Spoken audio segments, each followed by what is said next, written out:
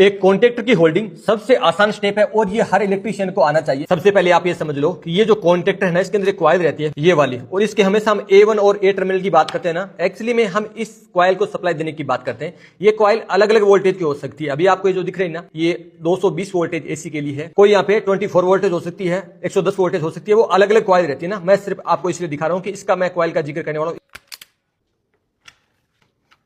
आपने देखा मैंने इस कॉन्टेक्टर को फेज और न्यूट्रल दिया इसकी उस कॉइल को, और जैसे मैं इसको ऑन करता हूं ये कॉन्टेक्टर ऑन हो जाता है। ये कॉन्टेक्टर पिक हो चुका है। जैसे छोड़ता हूं ये ऑफ हो जाए। इसका कोई मतलब नहीं बनता, ये काम तो ये भी कर सकती है। फिर कॉन्टेक्टर का मतलब क्या हुआ? कॉन्टेक्टर का मतलब ये है कि किसी भी बटन से ऑन करना है इसको, कोई भी एक्सटर्नल सोर्स, किसी भी पीएलसी से, किसी भी रिले से, किसी भी कॉइल से अदर कमांड आए और वो कमांड इस कॉन्टेक्टर को ऑन कर सके, इसीलिए हम इसका यूज करते हैं। स्विच से इसको ऑन ऑफ करना है। वायर को क्या बीच से कट।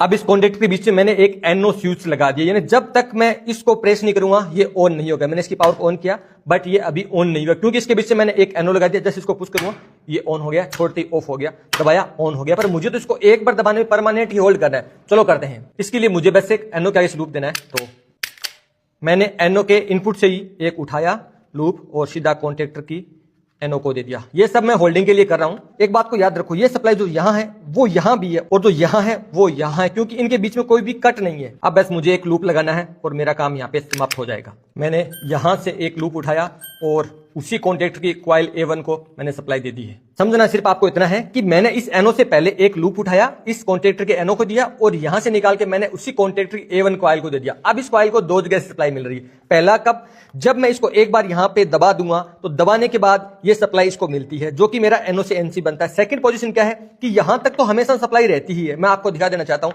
जैसे मैं इसको ऑन करता हूं, यहां तो सप्लाई हमेशा रहेगी। आपको शायद यहां पे न्यून टेस्ट जलता हुआ दिख रहा था, यहां पे परमानेंट ही सप्लाई रहती है। अब देखो होगा क्या, जैसे मैं इसको ऑन करूंगा, जैसे इस पुश बटन को दबाऊंगा तो ये वाली सप्लाई यहां आएगी और यहां वाली इस कॉइल को आएगी। अब जब एक बार इस कॉइल को सप्लाई मिल जाएगी, उस कंडीशन में ये जो NO टर्मिनल है ये NC बन जाएगी, यानी यहां वाली सप्लाई भी यहां आना स्टार्ट हो जाएगी।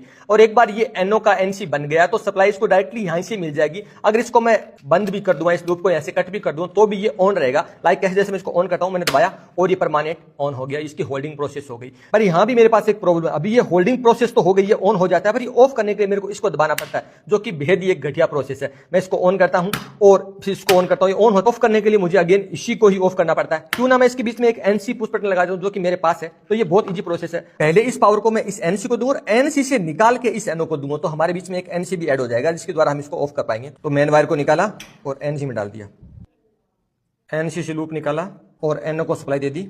देन हमारा सर्किट बन के ओके है। अब हम इसको पुश बटन से ऑन कर पाएंगे, NC से इसको ऑफ कर